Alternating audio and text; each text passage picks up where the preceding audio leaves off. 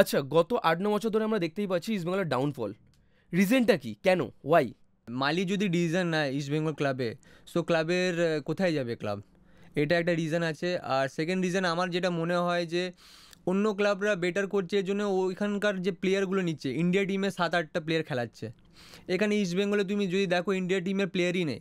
So দেখো, foreign প্লেয়ারের সাথে সাথে ইন্ডিয়ান প্লেয়ারও তোমাকে একটু ওই লেভেলে নিতে হবে, আদারওয়াইজ তুমি খেলতে পারবে না আইএসএলে। কেননা অলরেডি ইস্টবেঙ্গল তো পরে এসছে, বাট অনেক টিম পরে এসেও চ্যাম্পিয়ন হয়ে চলে গেছে। একদমই, একদমই। এটাই হয়েছে। সো এখানে ভিতরে অনেক প্রবলেম আছে, যেটা অন্য টিম কি হচ্ছে, একটা পুরোই কোচের উপরে ডিপেন্ড হয়ে যাচ্ছে, যে দিয়ে দিচ্ছে যে এবার আপনারা যা করবেন করুন। বাট ইস্টবেঙ্গলে এটা নেই। ইস্টবেঙ্গলে অনেকজন আছে, তাদের ডিসিশন নিয়ে চলতে হয়। সো এইগুলো ম্যাটার আছে।